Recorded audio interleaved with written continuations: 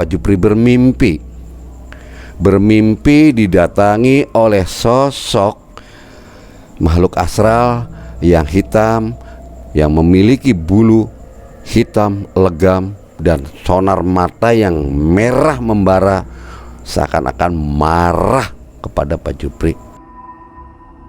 Kalau kamu ingin dimaafkan oleh saya, syaratnya kamu jadi pengikut saya, baru saya memaafkan kamu. Pak Jupri semakin meregang, sakit badan yang bukan kepalang sakitnya, betul-betul baru dialami seumur hidupnya. Seakan tulangnya kayak macam diremuk.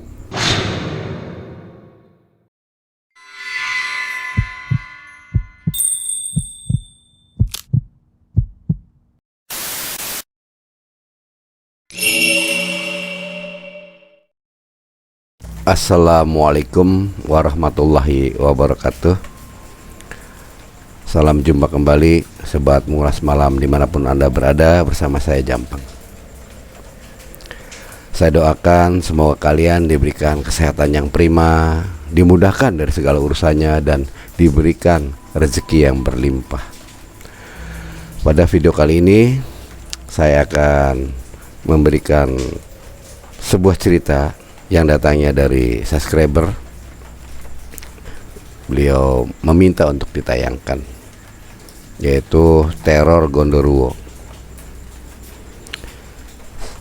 Untuk sobat mengulas malam yang baru bergabung, saya mohon subscribe-nya dan aktifkan notifikasi tombol loncengnya agar tidak tertinggal dengan video-video kami selanjutnya. Baiklah, saya akan ceritakan. Berawal, Pak Jupri ini adalah seorang tukang pemotong kayu atau penebang pohon. Kejadian ini berawal tahun 1997, di mana awal-awalnya gejolak ekonomi yang sedang melanda, krisis yang betul-betul menerpa rakyat Indonesia. Saat itu Pak Jupri dapat PHK dari pekerjaannya, yaitu di bagian circle kayu atau jinsau, bagian pemotongan di pabrik kayu. Dia sempat mencari kerjaan serabutan kesana kemari, sampai karena keuangannya tidak memenuhi untuk kebutuhan hidup, Pak Jupri bersama keluarga pulang ke kampungnya, yaitu di desa yang terpencil, di mana kehidupan sehari-harinya di sana banyak bercocok tanam, dan sebagian juga banyak yang mencari buah-buahan ya untuk dijual di pasar seketemunya. Sedangkan Pak Jupri karena keahliannya itu memotong kayu, dia selalu mencari kayu bakar untuk dijual di pasar. Kebetulan di sana ada saudagar penampung kayu-kayu bakar yang dimana untuk dikirim ke pabrik genteng maupun ke pabrik bata untuk pembakaran genteng dan bata. Tiap hari dilakukannya pekerjaan itu. Kalaupun senggang, dia ikut membantu istrinya mengolah sawahnya orang, yang dimana dia mengharapkan dapat penghasilan harian. Hari berhari selalu dengan pendapatan yang serba pas-pasan. Sehari dapat hasil, sehari itu juga habis untuk dimakan, kapan untuk menabung. Karena ekonominya yang betul-betul tidak mumpuni untuk menyekolahkan anaknya, yaitu Ahmad. Ahmad waktu itu berhenti sekolah kelas 2 SMP. Tiap hari terus Ahmad mengikuti ibunya membantu di sawah. Terkadang membantu bapaknya untuk memotong kayu dan mengumpulkan kayu-kayu bakar. Ahmad dilatih oleh Pak Jupri, sehingga Ahmad bisa melakukan tugasnya membantu orang tuanya memotong kayu. Kurang lebih berjalan 1 tahun. Ada keinginan Ahmad ingin sekolah, namun karena penghasilan orang tuanya hanya cukup untuk makan saja, Ahmad pun tidak bisa melanjutkan sekolahnya ke SMP. Padahal tinggal 1 tahun lagi. Namun apa dayalah, Ahmad sempat berbicara pada orang tuanya. Namun orang tuanya juga keluh kesah di hati, "Ya Allah, Ahmad, ingin Bapak rasanya itu menyekolahkan kamu sampai tuntas SMP saja. Namun apa daya, tapi ya bismillah ajalah. Allah Maha Pemurah, Allah Maha Pengasih. Semoga Allah memberikan jalan agar kamu bisa melanjutkan sekolah." Saat itu pun Ahmad kebetulan di sana ada teman baru yang memang boleh katakan teman sepermainannya, di mana dia itu duduk di kelas 3 SMP.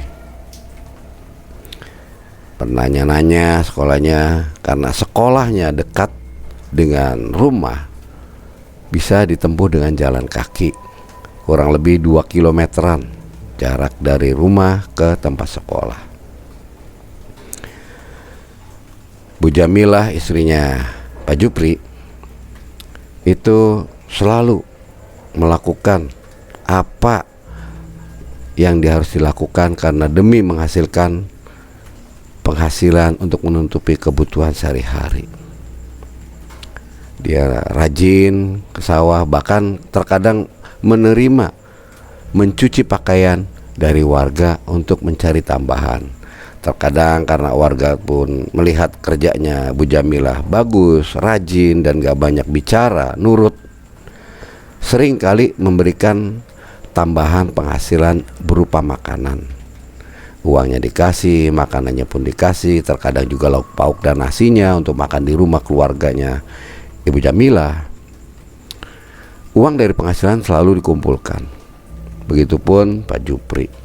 Sampailah pada saat itu Pak Jupri rasa senang menanyakan kebutuhan sekolah biayanya berapa. Pak Jupri menanyakan kepada sekolah. Ternyata uang yang dimilikinya untuk membeli seragam, sepatu, dan buku-buku kayaknya kurang, sehingga Pak Jupri harus mencari lebih pendapatan agar bisa menutupi kebutuhan untuk anaknya sekolah. Saat itu Pak Jupri mencari borongan kayu. Dia mencari orang yang menyuruh untuk memotong kayu ataupun pohon. Dia keliling-keliling. Waktu itu ketemu salah satu perangkat desa yang menanyakan bahwa Pak Jupri mau tidak kalau disuruh menebang kayu. Salah satu pohon di dekat desa, tepatnya di balai desa, itu pohonnya udah tua sekali dan minta ditebang dengan harga yang sesuai kesepakatan. Pak Jupri pun menerima orderan itu guna untuk memberikan kepada anaknya suatu kebahagiaan agar anaknya bisa melanjutkan sekolah. Hari pertama dimulai sampai tuntasnya untuk pemotongan kayu, pohon tersebut tuh udah tumbang dan ditetel-tetel semua sampai kecil-kecil, dan tugasnya pun sudah usai. Kurang lebih 3 hari pohon itu tuntas ditangani oleh Pak Jupri. Dilihatnya kerjaan Pak Jupri cukup rapi juga karena berpengalaman. Waduh, senang juga nih. Perangkat desa tersebut memberi bonus kepada Pak Jupri karena kayu itu dijual mendapatkan keuntungan yang banyak, sehingga Pak Jupri pun menerima bonus. Tanda terima kasih, pekerjaan Pak Jupri melakukannya dengan baik.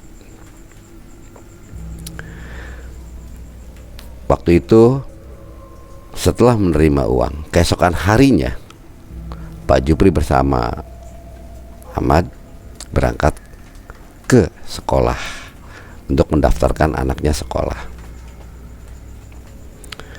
Saat itu pun Ahmad diterima sekolah. Pak Jupri pulang dan Ahmad memperkenalkan diri di sekolahnya dengan teman-temannya, layaknya murid baru. Usai sekolah, Ahmad pulang membantu Pak Jupri, di mana Pak Jupri sedang memotong kayu hasil dari pemotongan mencari di hutan. Dikumpulkannya kayu di storenya kembali ke bandar kayu yang menerima kayu bakar. Uang pun diraihnya oleh Pak Jupri. Saat itu juga Pak Jupri membelikan keperluan sekolahnya Ahmad dengan hasil uang penjualan kayu itu. Ahmad pun senangnya bukan main. Bisa bersekolah kembali, bisa punya teman baru lagi, bisa bermain sama teman-temannya, dan mengikuti pendidikan yang layaknya wajib belajar 12 tahun. Namun apa daya, dengan keadaan keuangan orang tuanya yang serba pas-pasan, hanya orang tuanya bertekad bulat ingin menyolokkan anaknya, agar anaknya tidak seperti orang tuanya yang bodoh, hanya lulusan SR, sekolah rakyat, atau dikatakan sekolah dasar, karena zaman dulu itu hanya sekolah rakyat. Pak Jupri itu udah tua sekali, sedangkan istrinya agak muda, antara 20 tahunan selisihnya itu. Sampai Ahmad pun dianggapnya kayak, kalau orang yang belum tahu, itu adalah cucunya. Namun aslinya Ahmad itu adalah anaknya. Saat itu ada suatu kepentingan dan keperluan dari sekolah yang dimana Ahmad membutuhkan keuangan. Ahmad melaporkan pada orang tuanya, kepada ibunya, mengatakan bahwa dia harus ikut studi tour.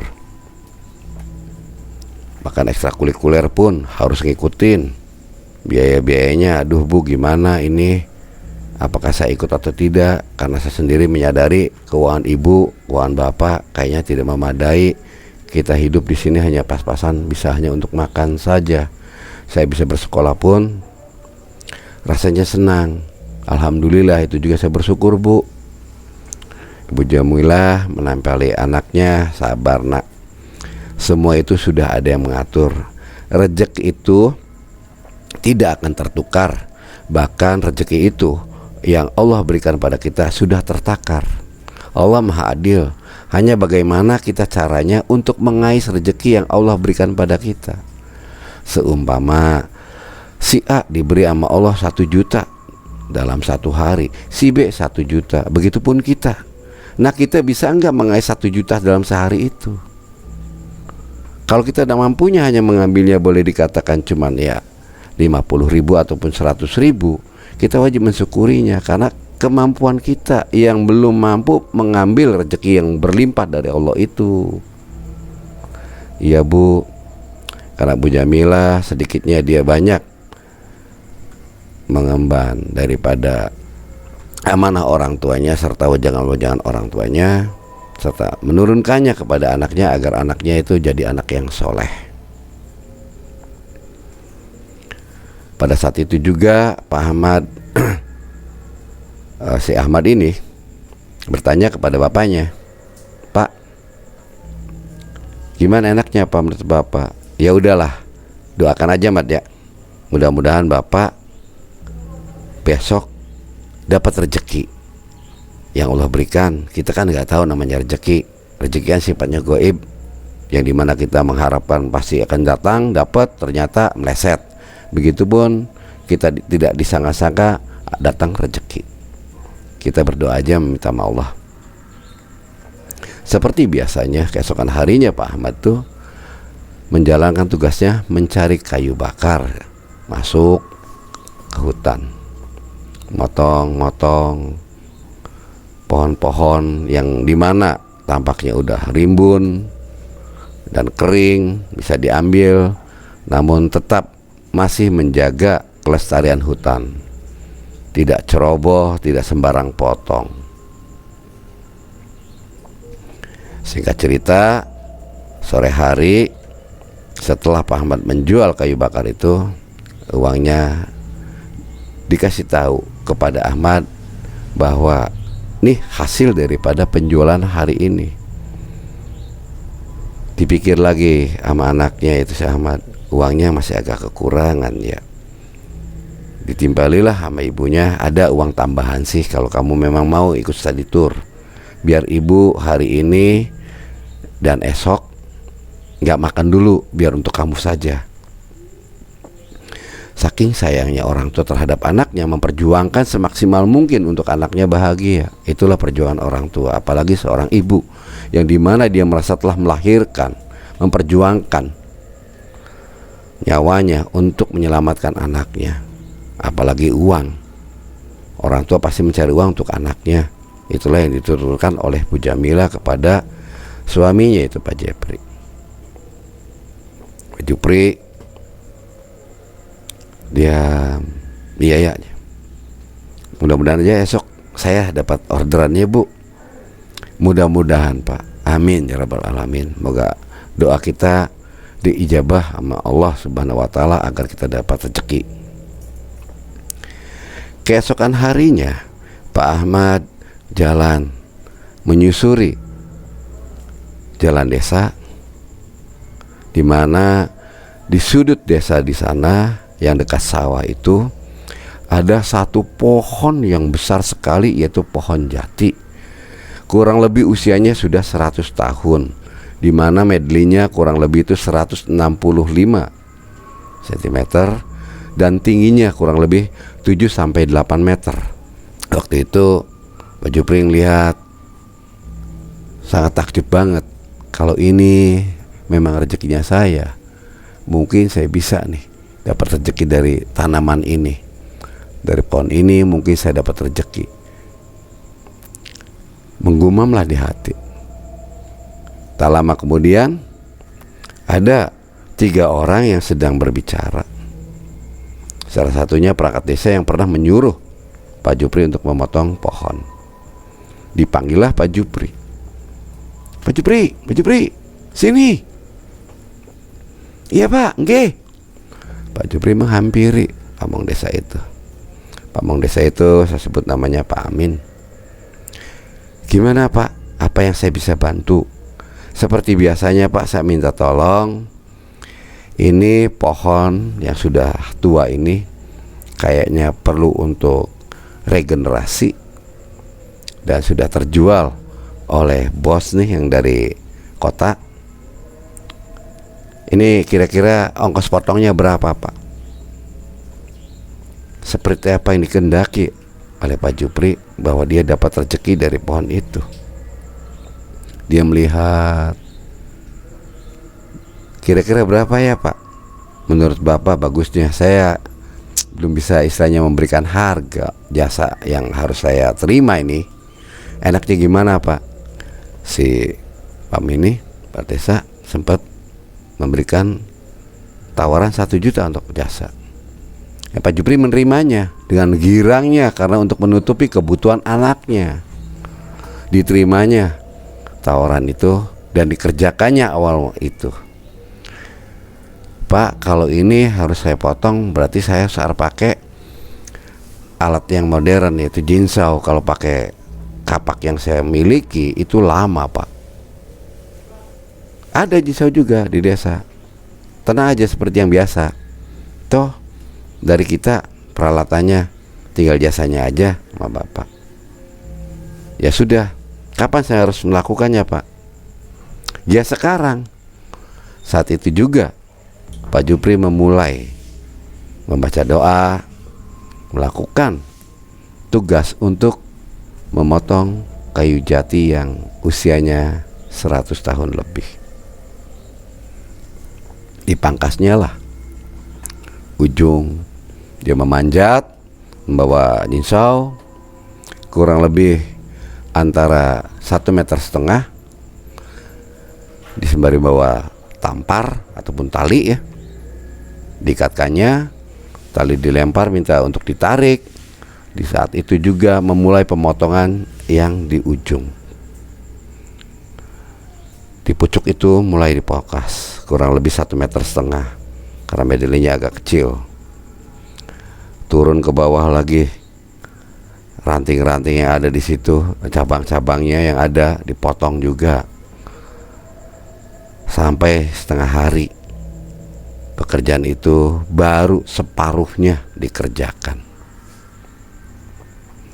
Masih kurang lebih ada 4 meteran lagi yang belum terpotong. Saat itu pun Pak Jupri, karena waktu sudah sore, menyudahi pekerjaan itu. Saat itu juga pulangnya Pak Jupri ke rumah dengan rasa senang menunjukkan uang yang diberikan oleh aparat desa tersebut, yaitu uang DP-nya. Apabila nanti kalau udah tuntas, saya baru menerima sepenuhnya. Alhamdulillah Bu, setelah di rumah itu, ini saya dapat keuntungan ataupun orderan untuk bisa nutup nih kebutuhan hidup, entah untuk berapa hari, dan untuk bisa buat sakunya si Ahmad. Alhamdulillah Pak. Ahmad dari kamar keluar menyambut bapaknya dengan rasa yang senang. Bapaknya diberikanlah, biasa kehadiran bapak yang sukanya kopi, dibuatkan kopi oleh Ahmad. Ahmad anak yang baik dan soleh. Ahmad, ini untuk kamu, untuk saku apabila kamu memang mau harus study tour, ikutin acara sekolah. Banyak sekali Pak. Ya Alhamdulillah bapak hari ini dapat rezeki. Diberilah Ahmad itu uang 100.000 karena ingin sekali menyenangkan anaknya. Pak Jupri memberikan dengan rasa bangganya bisa memenuhi keinginan anaknya. Keesokan hari waktunya tiba untuk study tour. Ahmad pamitan kepada kedua orang tuanya dan Pak Jupri pun melepaskan Ahmad untuk study tour bersama rombongan sekolah.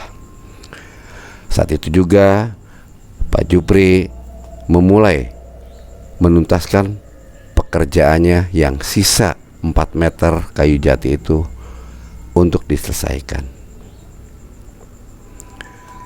Kurang lebih jam 8:30 Pak Jupri sudah memanjat pohon dan memulailah penebangan pakai jinsau antara jarak 2 meter.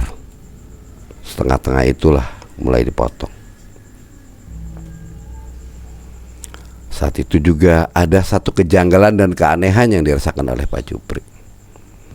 Mendadak alat potong itu macet. Diburik, tarik lagi, tidak bisa untuk ditarik. Pak Jupri berdoa meminta bantuan Allah Subhanahu wa ta'ala. Tarik lagi sampai akhirnya lepas juga, dan Pak Jupri turun ke bawah untuk membenarkan alat yang rusak. Dikiranya dia tuh rusak, dikontrol kembali. Sempat aparat desa mendatanginya Pak Jupri. Kenapa Pak, rusak? Iya nih, gak tahu macet, gak bisa jalan kok. Itu lihat udah dipotong, namun belum terputus, baru separuh. Ya maklum, kayunya udah tua, keras sekali. Inilah keunikan dan kelebihan kayu jati sehingga harganya mahal. Iya juga ya Pak. Jadi gimana Pak? Ya udah diberesin aja dulu. Dipanggillah montir untuk memberesi alat potong. Selesai dicobanya, ternyata jalan lagi dan lancar. Dimulailah kembali untuk pemotongan kayu yang 2 meter itu. Dilakukannya pemotongan, lama sekali gak putus-putus. Pak Ahmad sembari berdoa meminta sama Allah agar cepat terputuskan. Sampai pada asar baru terputuskan. Putusnya kayu itu, pohon tersebut tumbang, ditarik dari bawah dengan tali ataupun tambang ya, menimpa ke salah satu makam yang ada di situ sampai rusak. Pak Jupri pun berpikir, waduh, ini kita udah merusak nih Pak, kayaknya kita harus memberesin Pak. Saat baru berbicara seperti itu, Pak Jupri kepalanya mulai agak pening. Entah apa yang dirasakan, karena mungkin terlalu lama di atas sehingga tensi ataupun peredaran darahnya kurang normal. Dia pusing, megangin kepala. Sempat aparat desa itu menanyakan, kenapa Pak Jupri? Gak tahu Pak, ini kepalanya kayak berat banget, pusing Pak, pening banget ini, kepala berat sekali. Ya udah, barangkali kamu pusing ataupun pening, kamu istirahat, yuk udah aja dulu, toh besok bisa dilanjut lagi, apalagi ini udah pada asar. Ya tapi ini makam Pak belum diberesin Pak, gimana? Udah besok lagi aja. Bener Pak, tolong Pak beresin Pak, jangan sampai merusak, ini ketertimpa makam, gak enak, takutnya si pemilik ataupun si pihak keluarga tidak menerima makam keluarganya sampai rusak, tidak diberesi. Ya udah, tenang. Pulangnya Pak Jupri meninggalkan lokasi. Sesampainya di rumah, dia megangin kepala, agak berat sekali, badan pun rasa demam dan menggigil. Entah apa yang dirasanya oleh dia. Namun tidak seperti biasanya yang dialami oleh Pak Jupri. Saat itu juga Jamilah sempat bingung melihat suaminya sakit. Dibelikanlah obat warung untuk sakit kepala dan demam. Diminumkannya agar cepat reda, mengurangi rasa sakit yang dialami oleh suaminya. Udah Pak, istirahat aja, tidur. Kalau belum makan, makan aja dulu. Sudah makan, biar tenang, nyaman, baru tidur. Iya Bu, dari pagi aku lupa, belum makan. Sampai saat siang pun hanya sekedar minum air teh manis. Kenapa nggak makan Pak? Nggak tahu, biar pengen cepat buru-buru selesai, biar pengen cepat dapat uang sisaan-sisa yang belum dibayar oleh Pak Aparat Desa itu dari hasil potongan kayu. Ya udah, sekarang makan oh Pak. Pak Jupri makan, saya makan, dia ngobrol dengan istrinya, mendoakan anaknya supaya selamat, tidak ada halangan pada saat mengikuti study tour. Begitu juga istrinya mengharapkan anaknya itu bisa menjadi tulang punggung keluarga dan bisa mengangkat harkat martabat keluarga. Karena waktu tak terasa, malam pun berlalu, Pak Jupri nguap dan ngantuk, akhirnya tidur. Pada saat tidur itulah Pak Jupri bermimpi didatangi oleh sosok makhluk astral yang hitam, yang memiliki bulu hitam legam dan sonar mata yang merah membara, seakan-akan marah kepada Pak Jupri bahwa Pak Jupri telah mengusik ketenangan makhluk tersebut. Dimaki-makinya Pak Jupri pada saat mimpi. Pak Jupri rasa ketakutan. Bagaimana ini untuk menghindar makhluk yang tinggi besar seperti itu? Entah dia meraung, ngigau-ngigau, sempat tangannya bergerak ke kanan ke kiri sampai mengenai istrinya yang tidur di sampingnya, sehingga istrinya terbangun dari tidur melihat suaminya ngigau gak karu-karuan, menuturkan kata-kata yang gak karu-karuan. Ampun, ampun, ampun, maaf, ampun, maaf, saya gak mau, ampun, maaf, saya gak mau. Kebingungan istrinya, apa yang dituturkan dan apa yang sedang dibicarakan. Dibangunkanlah oleh istrinya. Pak, eling pak, sadar pak, istighfar, istighfar. Digoyang-goyang Pak Jupri. Sempat wajahnya pun ditepik, dipukul-pukul wajahnya, pipinya, agar cepat terbangun. Begitu Pak Jupri terbangun, langsung memeluk istrinya. Karena dilihatnya itu Sami adalah istrinya, dipeluknya. Astagfirullahaladzim bu, takut bu, takut. Sabar pak, sabar, istighfar, istighfar. Astagfirullahaladzim. Ya Allah, ada apa ini ya Allah? Bantulah hambamu ini ya Allah. Ada apa toh pak, mimpi apa? Tolong ceritain pak. Saat itu kurang lebihnya jam 3 pagi. Pak Jupri menuturkan kisah mimpinya kepada istrinya, bahwa dirinya itu didatangi oleh sosok Gondoruo yang marah dan ingin mencekeknya dia. Sampai-sampai saya tuh meminta maaf, dia tidak boleh dan dia tidak mau memaafkan kesalahan saya dan tidak menerima maafnya saya. Bahkan dia sempat menghendaki agar kalau kamu ingin dimaafkan oleh saya, syaratnya kamu jadi pengikut saya, baru saya memaafkan kamu. Maka itu saya tidak mau gara-gara dia menghendaki saya untuk jadi pengikutnya dia. Itu loh bu. Jadi gimana ya bu? Astagfirullahaladzim. Pak, bunganya tidur mimpi itu pak. Bu, takut bu, khawatir. Memangnya kenapa pak? Tadi kemarin itu saat sore hari, kurang lebihnya jam setengah 3, saat memutuskan yang 2 meter, sisa yang 4 meter potong separuhnya, itu batang kayu mengenai makam dan makam itu rusak. Saya ngomong kepada aparat desa agar cepat untuk diberesin. Beliau mengatakan iya, nanti diberesin. Ini gimana? Rasa firasat gak enak bu. Udah sabar toh pak, minta ya sama Allah aja pak. Minta bantuan sama Allah agar kita diselamatkan, kita terjaga, tidak sampai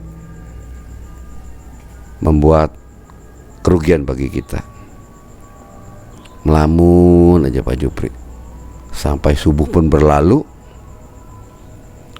dia masih teringat ajakan dari Gondoruo itu agar dia menjadi pengikutnya. Kalau dia mau dimaafkan, boleh saya maafkan asal kamu jadi pengikut saya. Itu yang membuat traumanya Pak Jupri dan menolaknya, karena dia adalah manusia yang takutnya hanya sama Allah semata. Hari pun berlalu, siang pun menjelang. Pak Jupri melakukan kembali tugasnya, sisa yang 2 meter lagi dari pemotongan kayu jati yang ada di pemakaman itu. Dimulainya memotong dari atas permukaan tanah kurang lebihnya 10 cm. Dia memotong dekatnya akar. Potongnya pelan-pelan sembari baca-baca. Saat itu pun mulailah mesin jinsaw itu memakan kayu jati. Terkikisnya pelan-pelan terus dilakukannya, karena tebal dan besar sehingga lama. Yang anehnya, saat menjelang setengah lagi pohon itu akan putus, itu mesin mendadak macet lagi. Ya Allah, ya Rasulullah. Namun Pak Jupri pada saat itu dia menggigil seperti orang kejang-kejang ingin kayak pingsan. Saat itu pun Pak Jupri tak sadarkan diri, tahu-tahu pingsan. Sore pun berlalu. Aparat desa mendatangi Pak Jupri. Ternyata Pak Jupri seakan-akan dianggapnya tidur, tidak tahu bahwa Pak Jupri itu adalah pingsan. Pak Jupri bangun. Pak Jupri. Sempat diam, Dipukulnya pipinya kanan kiri, sempat dioyang-goyangnya Pak Jupri oleh aparat desa itu. Sempat akhirnya Pak Jupri membukakan mata pelan-pelan. Wajah dari aparat desa itu dipandang oleh Pak Jupri yang remang-remang tersebut, mirip persis seperti Gondoruo yang dalam mimpinya. Histeri Pak Jupri kaget dan melontarkan Gondoruo itu, padahal bukan Gondoruo. "Pergi kamu!" oleh Pak Jupri. Tersontal semua, terlempar aparat itu, jatuh mengenai batu nisan yang ada di pemakaman itu. Astagfirullahaladzim. "Pri, sadar, ini saya. Kamu ngapain?" Diam. Setelah melakukan itu tuh Pak Jupri memandangi pelan-pelan. Dikucak-kucaknya mata, bola matanya itu diusap-usap.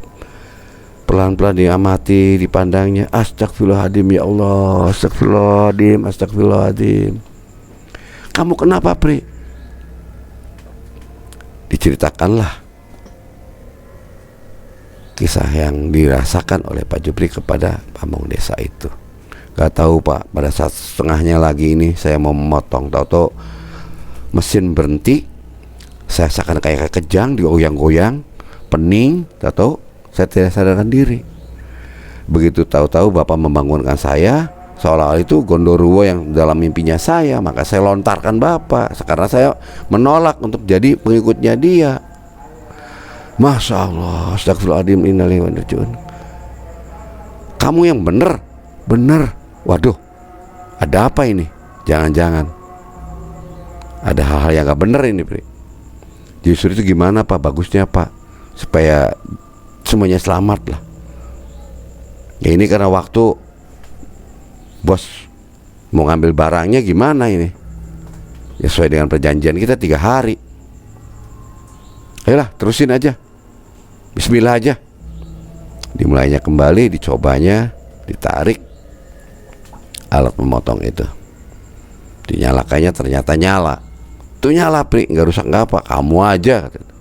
"Beneran tadi Pak, macet Pak." Dimulai pemotongan sampai tuntasnya. Batang pohon yang tersisa 2 meter itu tumbang mengenai beberapa makam yang ada di situ, sehingga rusak. Dan Pak Jupri pun mengingatkan kembali kepada aparat desa. Saat itu juga utusan dari si pembeli kayu jatuh itu menghampiri kepada aparat desa, melihat sejauh mana pekerjaan itu usai. Alhamdulillah ternyata semua tuntas, ingin dilaporkan kepada bosnya. "Ini Pak, uang sisanya karena sudah tuntas pemotongannya. Nanti dulu Pak, ini uang saya terima, tapi tolong, ini loh makam-makamnya rusak, bagaimana?" "Ya minta bantuannya lah untuk diberesin, tambahan anggaran. Bos saya akan selalu memberesin apa-apa yang rusak, yang tertimpa dari batang kayu, pemotongan dari kayu itu." "Udah tenang Pak, ada." Ya alhamdulillah, bener loh ya. "Loh pasti benernya apa Pak? Kayu juga belum diangkat kok Pak. Saya udah nyerahkan sisa uang kepada Bapak untuk pelunasan." "Ya udah syukur kalau gitu. Kapan bos mau kesini?" "Ya paling besok, karena udah sore. Saya pun nanti sore ini langsung datang ke bos, menceritakan semuanya bahwa kerjaan udah tuntas." Ya syukurlah kalau gitu. Saat itu juga aparat desa itu menerima uang dan menyerahkan sisa uang kerjaannya Pak Jupri dan memberi bonus karena sudah tepat waktu. "Nih Pak Jupri sisanya, dan ini bonusnya." Saat itu uang diterima, pikiran Pak Jupri yang ada, ini badan menggigil, rasa sakit, boro-boro mikirin senang hati untuk menerima ini, namanya uang. Dia hanya mengucap di hatinya, "Alhamdulillah ya Rabbil Alamin." rezeki dari Allah saya terima. Saya itu juga Pak Jupri pamitan. Saatnya datang di rumah, uang itu diserahkannya kepada istrinya. Bu, ini Bu, alhamdulillah udah dapat bonus, dan ini sisa tadi pembayaran untuk jasa pemotongan kayu. Ya udah Bapak mandi dulu Pak. Iya Bu, dari tadi nih badan capeknya gak kira-kira, sakit, pegel, kayak ada yang beban di punggung ini. Aduh, apa panggilin tukang pijit aja, biar lumayan lah, atau saya pijitin aja. Kalau ibu yang mijitin, mijitnya beda Bu. Khawatir apa toh? Udah tua-tua pikirnya ngeres aja. Ya anda toh Bu, toh uang udah diterima, ya wajar toh kalau minta kewajiban harus dijalankan. Wah ngawur, nanti lagi fisiknya kurang fit, gak enak. Dia panggilin tukang urut aja ya. Ya sudah, kalau gitu terserah ibu aja. Disepakatinya Bu Jamila mencari tukang urut untuk mengurut Pak Jupri. Saat maghrib, tukang urut itu tiba di rumahnya Pak Jupri. Ngobrol-ngobrol, tukang urut ini sedikit mengerti dan memahami tentang masalah supranatural. Dilihatnya Pak Jupri itu bukan seperti Pak Jupri yang biasa. Pak Jupri sempat diduduki atau digandong oleh sosok makhluk astral. Di belakang punggung Pak Jupri muncul makhluk astral setelah dilihat oleh tukang urut itu. Tukang urut pun sempat tersontak, terkejut dan kagetnya bukan kepalang setelah dilihatnya dengan kebisaannya dia menembus daripada pandangan mata batin. Ternyata sosok Gondoruo. Pak Jupri, maaf Pak Jupri, ini Pak Jupri ini kayaknya ketumpangan Pak. Capeknya Bapak bukan capek biasa. Beratnya badan Bapak ini yang dirasakan berat sekali. Tadi Bapak cerita itu bukan berat yang biasa. Ini di luar daripada dugaan. Ada sosok makhluk yang ikut ke Bapak, mengandung di belakang punggungnya Bapak. Saat itu juga Pak Jupri terkejut. Masa sih? Astagfirullahaladzim, ya Allah, pantesan aja ini sakit sekali, beratnya minta ampun. Jadi ini gimana enaknya? Tolong bantuin. Ya sudah, sebisanya saya Pak Jupri. Mulai diurut dengan baca-baca sebisanya tukang urut itu. Saya panggil aja tukang urut ini Pak Damin. Pak Damin dengan kebisaannya dia untuk mengusir sosok makhluk astral yang ada di belakang ataupun menggendong tubuhnya Pak Jupri. Saat itu pun terpental, tak mampu untuk menepisnya sosok itu. Dan Pak Damin pun pamitan kepada Pak Jupri bahwa dirinya tidak mampu untuk meneruskan. Bu Jamila memberikan uang kepada tukang urut, yaitu kepada Pak Damin. Namun Pak Damin menolaknya karena dia belum mampu menjalankan tugas semaksimal mungkin. Bu, udahlah, terima kasih sekali Bu, saya nggak sanggup Bu.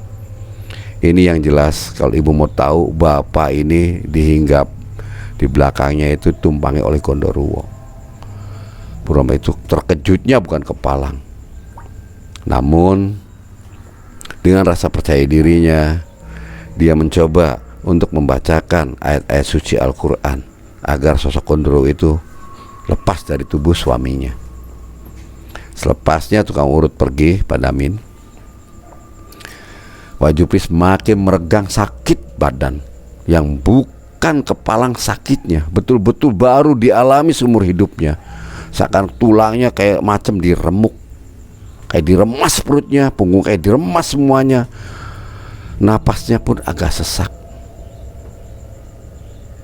Saat itu juga Pak Jupri mengigau kembali bahwa dirinya bukan seperti biasanya, bukan sosok Pak Jupri yang sebenarnya. Dia marah, marah dan marah mendengar istrinya mengaji. Dia menutupi telinganya dan menendang apa yang ada di hadapannya untuk mengusir dan menghentikan istrinya itu berhenti untuk mengaji. Sampai semua yang ada ditendang karena kekhawatiran dan ketakutan istrinya terhadap suaminya itu. Dipikirnya suaminya ini normal, karena istrinya belum tahu bahwa suaminya itu bukan karakter dan kelakuan biasanya dia. Semakin marahnya, semakin kepala dibentur-benturkan ke dinding. Pak Jupri terlontar jauh, lompat ke sana, lompat kemari. Dikiranya Pak Jupri normal pandangan istrinya itu, padahal Pak Jupri sedang dilemparkan oleh sosok Gondoruo itu. Sempat Pak Jupri merintih kesakitan dan minta ampun, ampun. Boleh kamu minta ampun sama saya akan maafkan kamu apabila kamu jadi pengikut saya.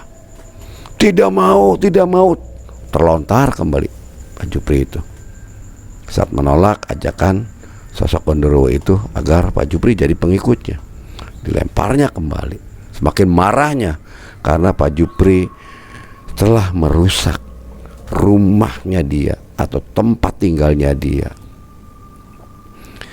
Sampai waktu berlalu begitu lama, terbenturlah kepala kepada tembok. Tahu-tahu tangannya Pak Jupri sendiri mencekik lehernya sendiri. Istrinya kaget, menarik-narik tangannya suaminya agar jangan sampai mencekik dirinya. Namun apa daya, malang tidak bisa ditolak. Terjadilah petaka pada diri Pak Jupri. Pak Jupri sampai meninggal dunia. Kondisinya sangat mengenaskan. Lidahnya menjulur keluar, matanya melotot, dan lehernya kaku. Terdengarlah isak tangis dari istrinya. Saat itu juga istrinya meminta tolong pada tetangga, meminta tolong dengan kejadian suaminya yang meninggal dunia. Ditangani oleh warga dan diumumkannya di salah satu musola dengan toa pengumuman bahwa Pak Jupri meninggal dunia. Keesokan harinya persiapan untuk pemakaman dari almarhum Pak Jupri. Saat itu juga istrinya menunggu kehadiran anaknya pulang dari study tour. Siang berlalu, dari kabar sekolah ternyata anak sudah ada, dan Ahmad pun cepat pulang ke rumah menemui ibunya dan melihat kondisi orang tuanya, yaitu bapaknya. Bapaknya sudah menjadi mayat terbujur kaku yang sudah dikain kafani, siap untuk disolatkan, menunggu Ahmad datang. Ahmad pun nangis, terkejut dengan berita yang tidak disangka-sangka, kejadian orang tuanya. Namun dengan ketegaran hatinya Ahmad, dia ikut sholat untuk menyolatkan orang tuanya di saf bagian depan. Saat sholat selesai, sholat jenazah, Ahmad pun ikut mengusung orang tuanya dari dalam rumah keluar untuk ke tempat peristirahatan terakhir, yaitu di pemakaman. Kebetulan tempat pemakamannya di mana Pak Jupri yang bertugas memotong kayu atau memotong pohon kayu jati yang 100 tahun itu, pohon jati yang sudah tua sekali. Banyak warga yang ikut mengantarkan, termasuk tukang urut yang dimana waktu itu mengurut Pak Jupri. Sempat dia geleng-geleng, umurnya orang tidak tahu. Orang begitu baik, tidak pernah sompral. Namun kehendaknya Allah berbeda. Pada saat pemakaman, mayat pun diusung, akan dimasukkan ke dalam liang lahat. Saat itu juga Damin, tukang urut itu, melihat sosok Gondoruo yang ikut kepada Pak Jupri. Terbahak-bahak dia tertawa, seakan-akan dia senangnya telah membunuh dari sosok manusia, yaitu Pak Jupri. Rasa dia tidak terima, mungkin karena pohonnya ditumbangkan, dipotong, karena dia ada rumah di sana. Pohon jati itu adalah rumahnya dia. Udah bertahun-tahun dia hinggap di sana. Saat itu juga acara tahlil saat pemakaman dimulai. Ustadz yang memimpin doa. Saat itu juga dikejutkan oleh hempasan angin yang begitu kencang menerpa dirinya, dan melihat dari sumber arah hempasan itu, Ustadz tersebut melihat sosok Gondoruo yang sedang menghantam dirinya. Saat itu pun perlawanan dilakukan oleh Ustadz,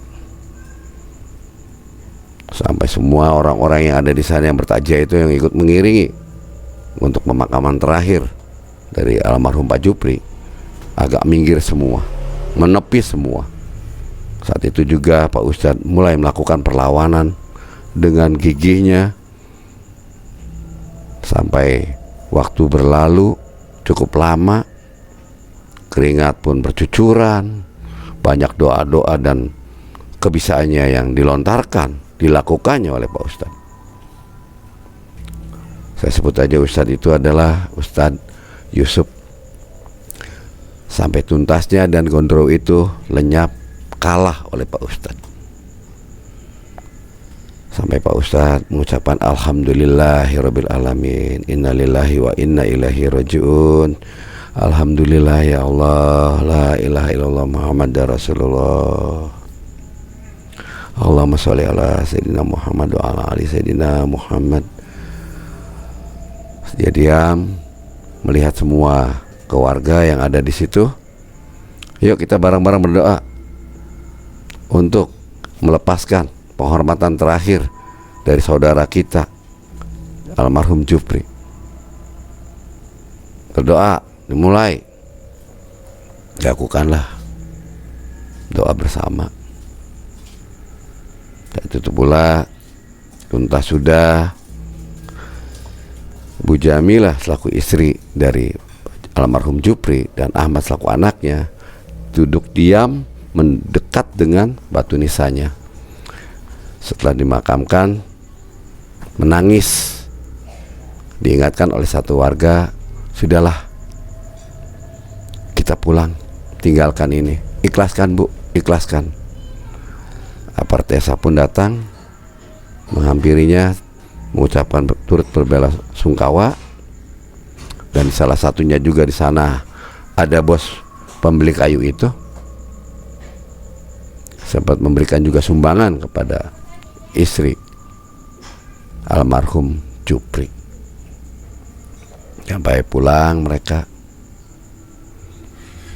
hari pertama tahlilan dijalankan sampai hari ke-7 dengan uang sumbangan yang ada diterima dari pemilik orderan, yaitu apart desa bersama bos yang membeli kayu itu, cukup juga lumayan besar. Ke-7 harinya, esokan harinya, Ahmad menyiramkan air doa di pusaran orang tuanya. Saat itu juga Ahmad merasakan sakit yang sangat mendalam. Dengan kejadian ini merupakan tolak ukur bagi dirinya agar segala sesuatunya harus hati-hati. Walaupun kita bisa, jangan menganggap remeh satu kerjaan apapun. Tetap meminta perlindungan sama Allah. Selesainya itu pulang, dan ibunya pun memberikan wejangan kepada Ahmad. Sampai tuntasnya, sampai Ahmad lulusnya sekolah, dia pun merantau ke kota untuk mencari pekerjaan. Itulah kisah yang terjadi kepada Pak Jupri, si tukang pemotong kayu. Untuk sobat Mengulas Malam dimanapun Anda berada, ambillah hikmahnya dari cerita ini dan buanglah jauh-jauh yang kurang baik. Semoga bermanfaat untuk kalian, dan mohon di-sharekan sebanyak-banyaknya agar video ini dan channel ini bisa berkembang. Saya ucapkan banyak terima kasih kepada pahlawan subscriber kita. Assalamualaikum warahmatullahi wabarakatuh.